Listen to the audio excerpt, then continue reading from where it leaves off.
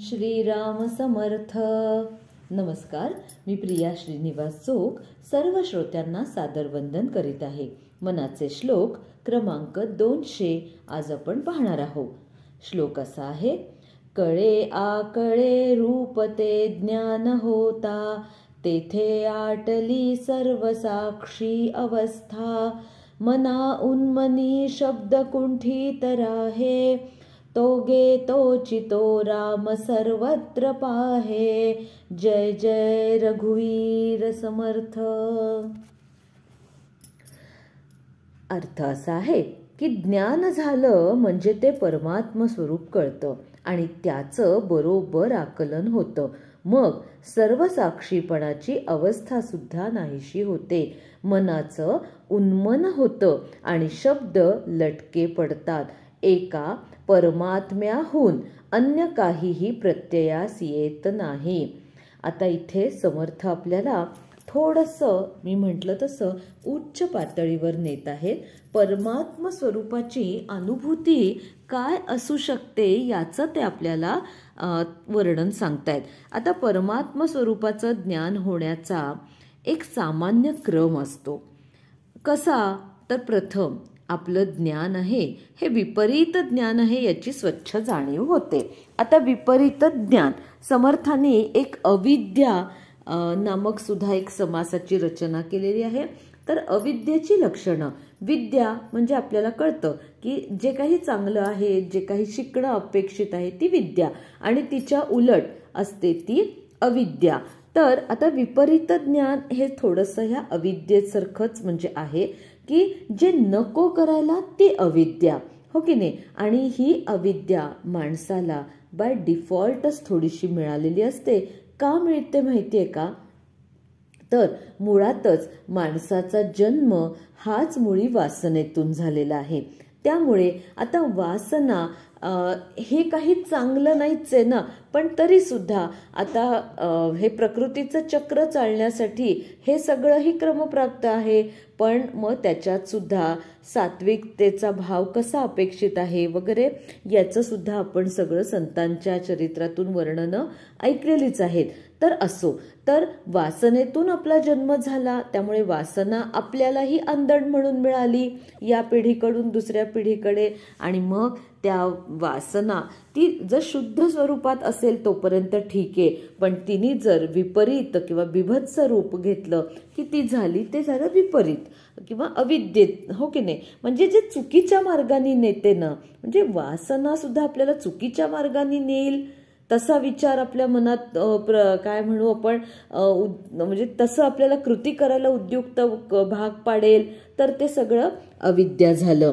आणि म्हणजे ही अविद्या किंवा हे अज्ञान हे जे काही आहे, तर ते जे काही आहे तर ते म्हणजे समर्थ ज्या पायऱ्या सांगतायत त्याप्रमाणे आपलं ज्ञान हे विपरीत ज्ञान आहे. हे आपल्याला परमार्थ स्वरूप जेव्हा जाण्याची वेळ येते तेव्हा काय काय कळतं हे आपण बघतोय.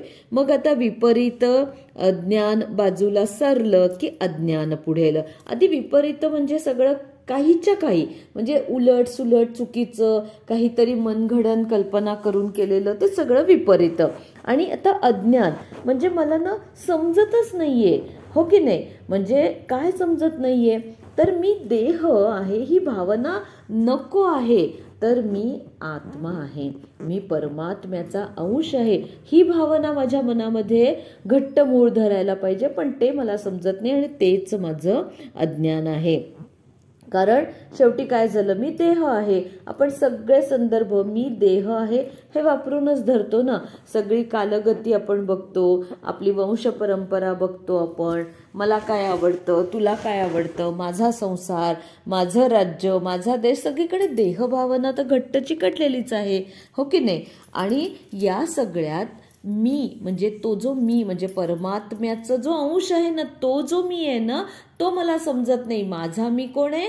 तर माझा मी म्हणजे देहबुद्धीतून निर्माण झालेला अहंकार आहे. आणि मग हा अहंकार आपला किती वाढीला लागतो, आपल्याला तो होत्याचं नव्हतं करून टाकतो. हे सगळं मला कळतच नाहीये, हेच तर माझं अज्ञान आहे. बरोबर.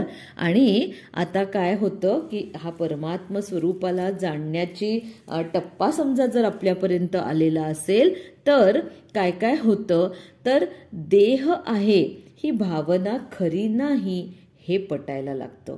बरोबर, इथपर्यंत कळलं. पण पुढे काय, मग मी कोण आहे? मी म्हणजे देह नाही, पक्क गणित बसलं डोक्यात. आता पुढे उत्सुकता, पुढचा प्रश्न, मग मी कोण आहे? मग ते काही समजत नाहीये.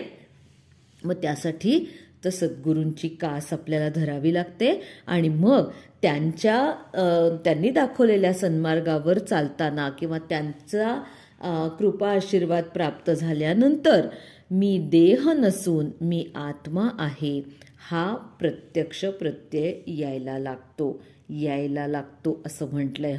एकदम पी हळद आणि हो गोरी असा येत नाही.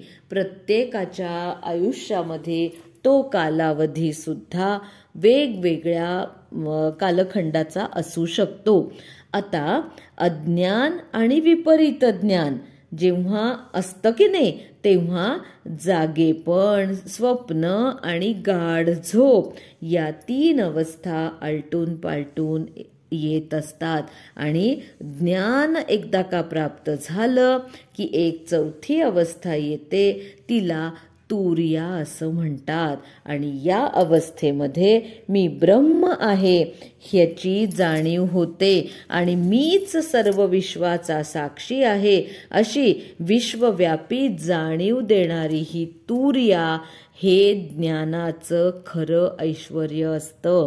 आणि हे सगळं म्हणजे खूप शेवटची पायरी आहे जी आपल्याला समर्थ समजावून देत आहेत. पण काय होतं की अज्ञान निवृत्त होऊन ज्ञान उदय पावलं म्हणून ज्ञानाची जाणीव झाली, हो की नाही. मग आपण आपली साधना, आपली उपासना चालू ठेवायची. एकदम उपासना कसं काय बुवा जमायचं, आम्ही संसारी माणसं. मग आपलं नित्यकर्म ते सुद्धा आपलं वेळच्या वेळी प्रामाणिकपणे पार पडलं पाहिजे. उगाच सगळ्या गोष्टी त्याच्या आड येऊ देऊ नयेत. किंवा एखादं जर आपण ध्यास घेतला असेल, एखाद्या संकल्पात आपण सहभागी झालो असू, तर त्याला पहिलं प्राधान्य द्यायला हवं. हे सुद्धा मग आपलं कर्माचाच एक भाग झाला ना, की हो मी हे आधी करीन आणि हे करण्यामागे काय माझा उद्देश आहे, तर मुळात मी धर्माच्या रक्षणासाठी हे सगळं करणार आहे असे काहीतरी पवित्र उदात्त विचार, उदात्त हेतू, उदात्त संकल्प आपल्या मनाशी आपण करायला पाहिजेत की नाही. आणि अशा छोट्या छोट्या टप्प्यातूनच आपण पुढे या साधनेच्या उपासनेच्या मार्गावर जाणार आहे. चला, आजपासून आता म्हणजे चातुर्मास सुरू झालेलाच आहे आणि आता अधिक श्रावणाच्या पहिल्या दिवसापासून मी अमुक साधना सुरू करेन असं म्हणून कॅलेंडरच्या गणितावर आखून अशी साधना होईल का हो, एकदम असं करायला जमेल का हो, होता होता करता करता असं म्हणतात ना, जसा संसार आपण लहानपणी आपण आईबाबा कसं करत असतात बघितलेलं असतं. डोक्यात बऱ्याच त्यातल्या गोष्टी आपल्या अशा फिट बसून गेलेल्या असतात. आपण उद्या पुढे लग्न झाल्यावर जेव्हा आपला संसार मांडतो तेव्हा बऱ्याचशा गोष्टी जी ती व्यक्ती म्हणजे तो मुलगा असतो तोही आपल्या आईवडिलांप्रमाणे चालू ठेवतो, मुलगी असते तीही थोडंफार आपल्या आईवडिलांप्रमाणे चालू ठेवते. तिला थोडंसं सासू सासऱ्यांच्या घरातल्या परंपरेप्रमाणे, सासरच्या घराप्रमाणे सुद्धा थोडंसं स्वतःला बदलून नव्या पद्धतीने करावं लागतं.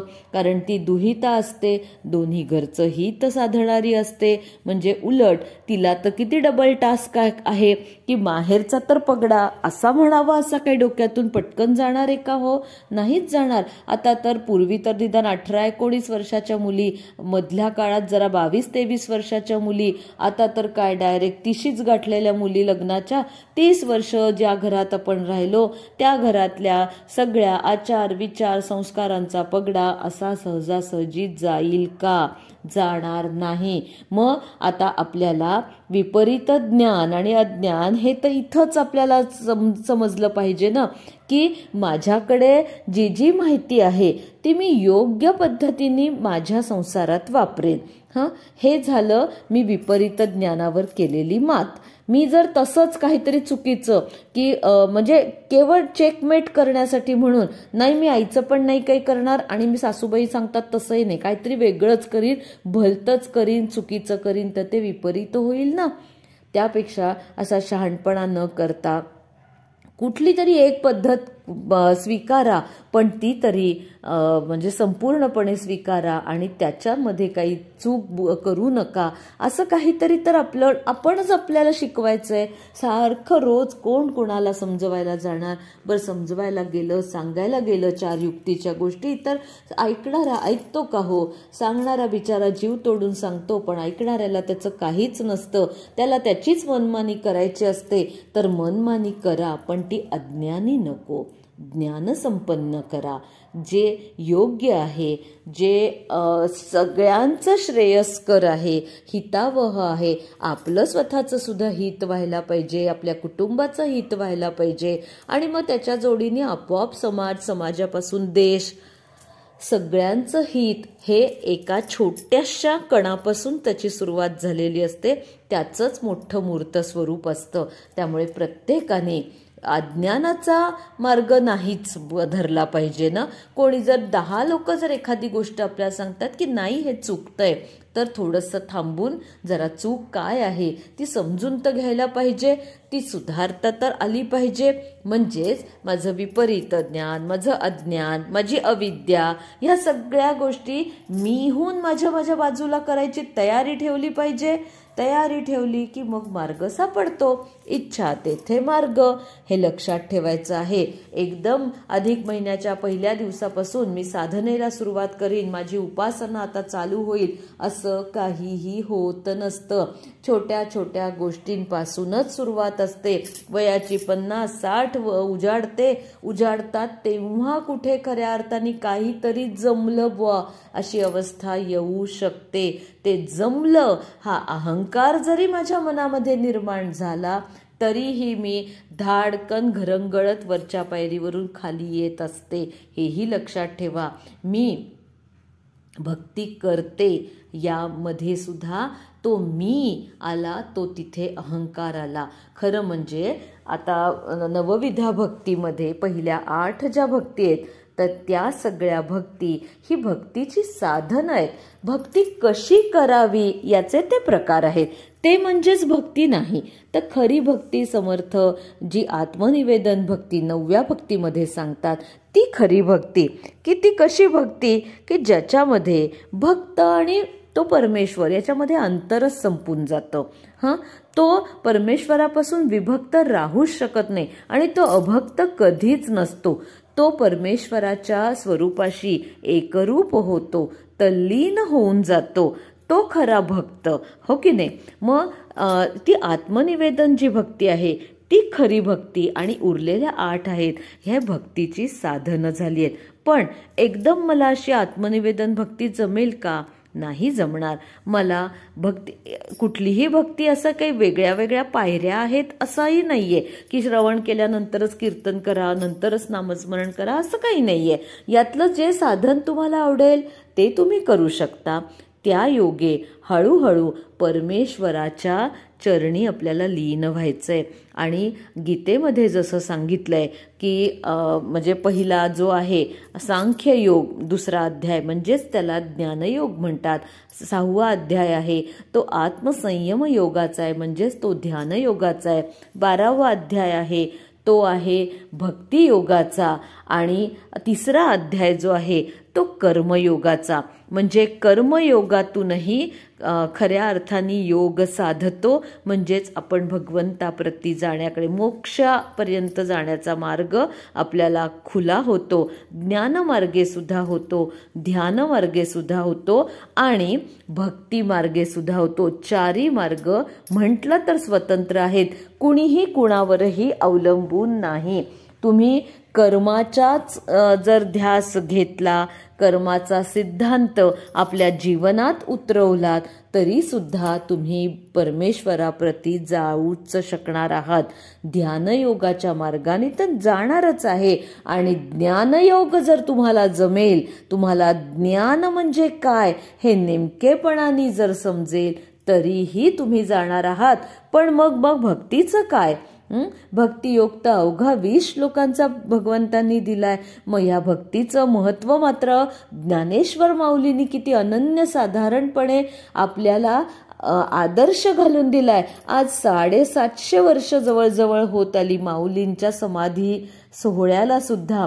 तरीही इतके वर्ष आपल्या महाराष्ट्रामध्ये ही पंढरपूरच्या वारीची परंपरा अथक चालू आहे, अखंड चालू आहे. हा भक्ती मार्गाचा झेंडा जो एकदा का रोवलेला आहे तो तसाच आहे. अनेक पिढ्या येत आहेत जात आहेत आणि तो झेंडा अगदी खूप आनंदाने, अत्यानंदाने, परमभावानी, परमभक्तीनी एकाच्या हातून दुसऱ्याकडे अलगद वारसा वसा जसा सोपवावा तसा सोपवला जातोय. आणि असं म्हणतात की शुद्ध भक्तीच्या पोटी हे ज्ञान उदयाला येत असतं.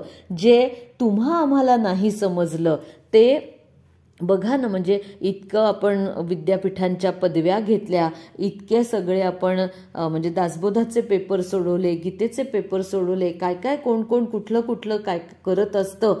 पण तरी सुद्धा मला नेहमीच असं वाटतं की जनीला जे उमगलं, सावता माळ्याला जे समजलं, गोरोबा काकांना जे समजलं किंवा त्या संत रोहिदासाला जे समजलं ते तुम्हा आम्हाला कधी हो समजायचं?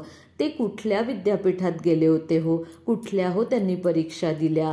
कुठले पेपर सोडवले हो त्यांनी? यातलं तर त्यांनी व्यावहारिकदृष्ट्या काहीच केलं नाही. त्यांनी आपला यातल्या सगळ्या मी संतांची सहजगत्या नावं घेतली.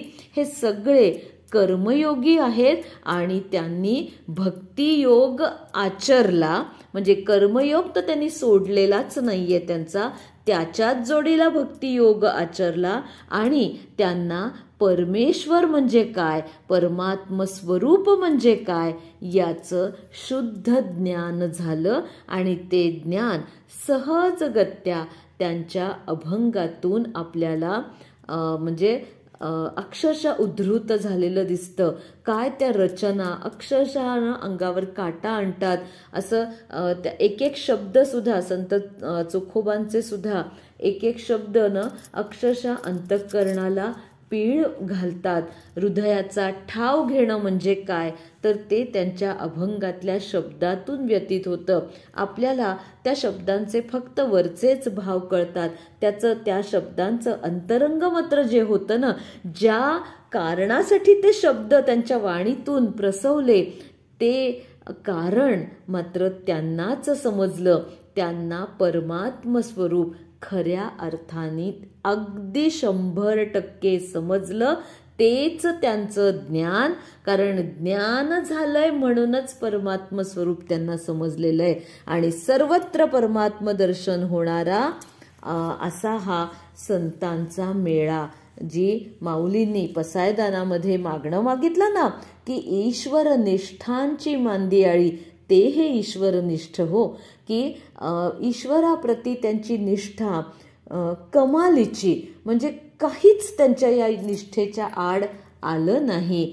काही स्वतःचा अहंकार नाही आला, स्वतःची समाजातली पत आडवी आली नाही, न स्वतःची जात पात वय काही नाही. फक्त आणि फक्त विठ्ठलाच्या नामाची त्यांनी आवडी धरली आणि जे सहजगत्या कुणालाही साध्य होणार नाही ते त्यांनी साध्य करून दाखवलं. आणि समर्थांनी या श्लोकात जो काही एकूण भावार्थ सांगितलाय त्यानुसार ज्ञान होण्याच्या अगोदर ज्ञाता हा ज्ञेयापासून वेगळेपणानं ज्ञान करून घेतो. अज्ञान निवृत्त झालं, ज्ञानही जिरलं, मग मन मनाप्रमाणे नुरलं. म्हणजे मन हे मन राहतच नाही, ते परमेश्वराचं होऊन जातं आणि त्या मनाच्या स्वरूपाला उन्मन असं म्हणतात. आणि हीच तुर्यातीत स्थिती असते. अज्ञानाच्या क्षेत्रात भाषेला मोठं महत्व आहे.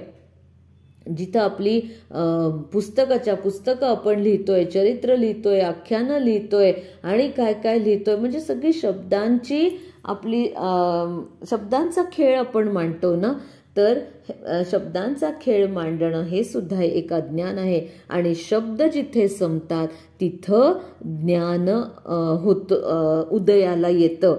पण ज्ञानदशेत खुणेसाठी या भाषेला खूप महत्त्व आहे आणि तुर्या स्थितीमध्ये ही भाषा सुद्धा संपून जाते.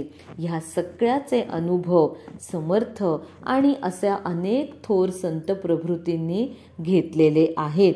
आपल्याला हे मी खरं सांगू, एक गृहिणी म्हणून, एक आपण सामान्य श्रोते म्हणून किंवा एक सोपा भक्तिमार्ग सहज जाता जाता जमेल तेवढा आचरणारे अशी आपली ख्याती, आपली अशी ओळख असताना आपल्याला ह्या सगळ्याचा अर्थ एका बैठकीत, एका वाचनात, एका श्रवणात कळेल असा तर आग्रह मी स्वतः कधीच धरणार नाही.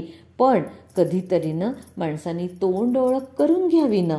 निदान माझ्या निरूपणातून आपल्याला या सगळ्याची तोंड ओळख होईल तरी सुद्धा मला ते सगळं भरून पावेल. पुन्हा यात मला म्हणजे मला अहंकार अशा अर्थाने म्हणायचं नाहीये, तर एक जिज्ञासू, एक अभ्यासू या वृत्तीनं जसं भगवंतांनी 4 प्रकारचे भक्त सांगितलेत ना. आर्तो जिज्ञासुरर्थार्थी ज्ञानीच भरतर्षभ. बघा याच्यात सुद्धा ज्ञानी भक्त हा शेवटचा सांगितलाय. आर्त, जिज्ञासू आणि अर्थार्थी भक्त हेही भक्त भगवंताला प्रियच आहेत. कुठला तरी मार्ग आपण स्वीकारावा, त्या मार्गावर आपण चालत राहावं. चालता चालता न जाणे कुठे पुढचा रस्ता आपल्याला घेऊन जाईल ठाऊक नाही. आपण फक्त चालतच राहावं, चालतच राहावं. जय जय रघुवीर समर्थ.